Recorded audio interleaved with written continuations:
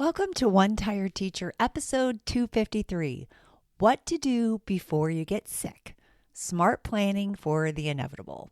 So we're talking about back to school, my friend, and it's here. It's upon us. It is August, and whether you're starting this month or next month, it's right here. I know in my district we are starting this week, or at least teachers are starting this week. So I wanted to make sure that I shared a little bit about thinking ahead, being proactive, being set this year so you're not super stressed out when the inevitable occurs, which is sickness. Oh, the sickness that comes sometimes when you are surrounded by a group of teeny tiny germs. So let's talk all about how to be prepared. Hope you stick around.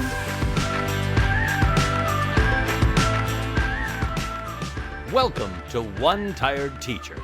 And even though she may need a nap, this teacher is ready to wake up and speak her truth about the trials and treasures of teaching. Here she is, wide awake. Wait, she's not asleep right now, is she? She is awake, right? Okay. From Trina Debery Teaching and Learning, your host, Trina Debery. Hey, so welcome back. Welcome back to One Tired Teacher. It's August. It means that we're juggling more. We're juggling prep. We're juggling excitement, overwhelm, and the germs. They are waiting to pounce. As you can even tell, my voice sounds a little bit raspy itself. And at the time of recording, I strained my vocal cords. I participated in something over the weekend where I was yelling, woohoo, really loudly for long periods of time, and my vocal cords are strained. And it's been several days now, and they're still a little raspy. This is actually something that would commonly happen to me year after year after year in the classroom, and I would get laryngitis almost every single year. I mean, completely losing my voice. So I don't know if it's just something that happens sometimes, but it's just so not good for me to strain my voice like that. So I will have to control myself next time. So anyway, today I'm going to talk to you about something that most teachers don't think about until it's too late, and that's being prepared for the days when you just can't be there. And this can be because you have laryngitis or a stomach bug, or maybe even you need a mental health day. And that is okay, because sometimes we have to take those days. That's us putting our own oxygen mask on first.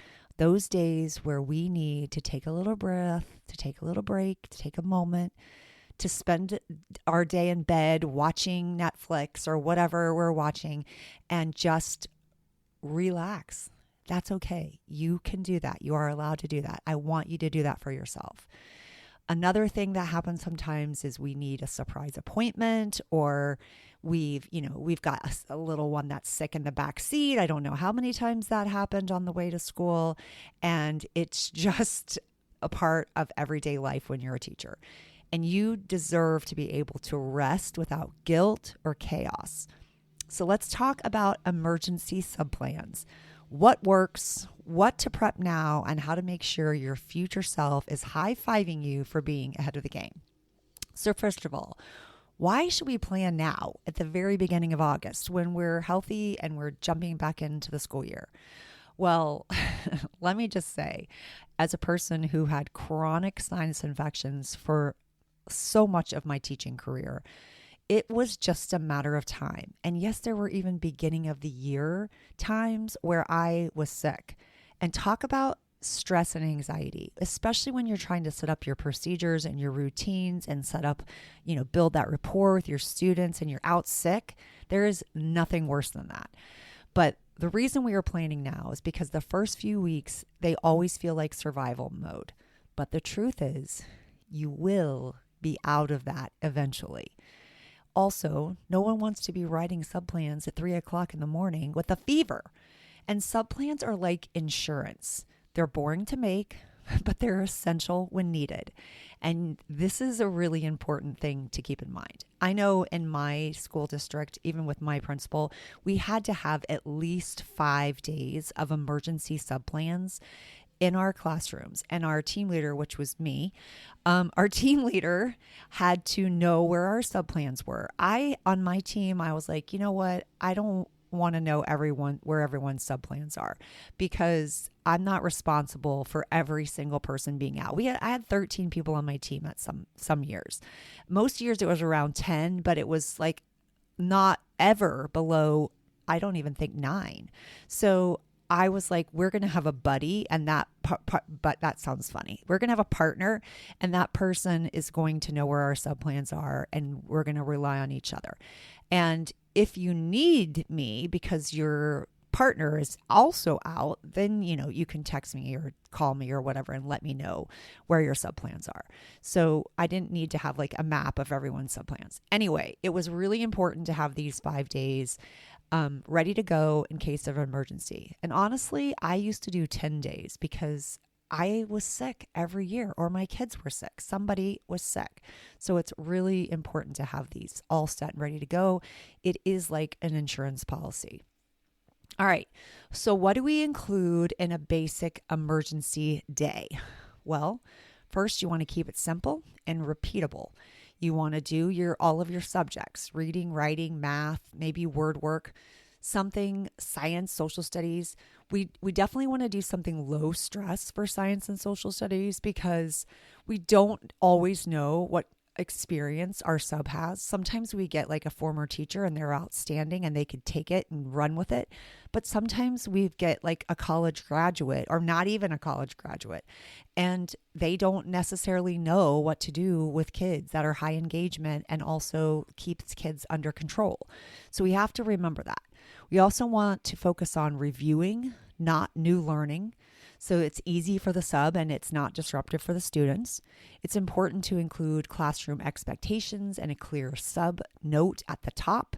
You want it to be print and go as quick as possible. You might even want to have your copies already all set and ready to pass out. That was not the expectation in my school. We just had to have the plans, and then we had to, the buddy, our partner, had to get it to our para and they would take care of the copies, or I've done that myself before. I usually did have copies for those first few days, just in case there was like I couldn't get there or whatever, and I didn't want to put extra work on a teammate. But we want to make sure that it's so hard for subs when we have to log in and there's, the login link, and then they get confused, and then where do they go? And it's really hard. I know this is 2025 and we're like, hello, can't we get people into our system? But it is really stressful for subs. I cannot tell you how many times I've had to go into a classroom as the student support specialist and try to help the sub figure out how to log in to our school, Schoology platform. So it's so much easier if it's just print and go. Now, like I said, I had a sub tub. I had a sub binder. I actually had a tub. It was like one of those file folder kind of boxes that had the handle. It has a little lid or whatever. And then I would have folders, hanging folders of like, month or day 1, day 2, day 3, day 4, day 5, all the way through day 10, or just 5 days. And I would have the print and go. I'd have the sub templates to use so that I could, make it my own. And then I would have word work for reading, writing, math, science, social studies. And actually, if that's something that would benefit you, I do have a freebie, a free day that I'm happy to share with you and give you, so that you can also have like at least a day ready to go, and exactly what you have, and you're all set and you don't have to worry about it. I'm trying to find the link. That's why it's taking me a second. Okay, it's TrinaDevery teachingandlearning.com let me make sure this is the right one, subplans day one, all one word, subplans day one. That's a really long URL, but I'm pretty sure that's what it is. It is. So it's subplans day one. I'm going to share it in the show notes so that you can see it and grab it, but that has everything that you need and it has the templates and everything. And if you're like, you know what? I love these and I want all 5 days, I've got that for you too. I also have back to school, beginning of the year subplans for August. I have monthly subplans. I have got you covered in subplans. I am the queen of making subplans, let me tell you. Whoa. Okay. So that was an accident. All right. Sorry about that. Anyway. Okay. So let's move on. How to make this doable. First of all, you want to pick one day and get it prepped. Just one. That's why this free day is so easy for you. It's all done. It will be all done. All you have to do is make the copies. You're going to keep it in a labeled folder or a tub and let someone on your team know where it is. Once that's done, you've got breathing room and you can add more days later if you can.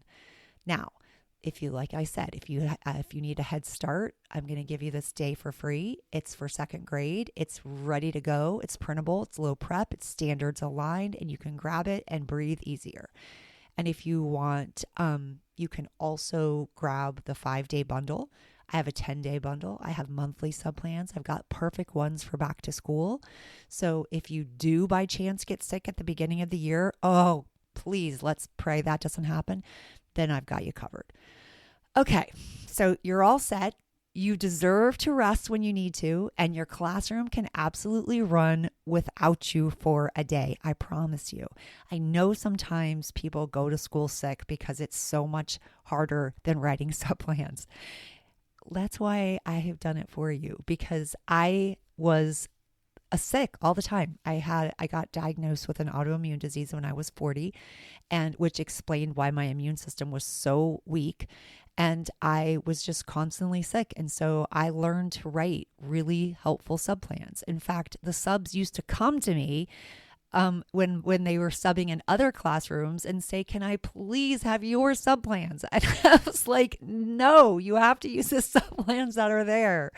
And they're like, they don't write good subplans, because a lot of times, they tell us, administration tells us that they should be able to pick up our lesson plans and teach from there, which is absolutely insane and ridiculous. Like, they don't have the same experience. They don't have the same information. They haven't been working with the kids.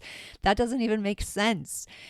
Those lesson plans are for you. They are not for someone else to teach off of.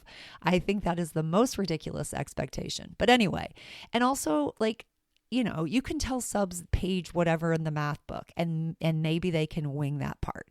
But unless you have a really super scripted program for every single subject, it's very hard to just hand it off to somebody else. So make your life easier, make the subs' lives easier, and just keep the kids busy and engaged. Busy being the key word.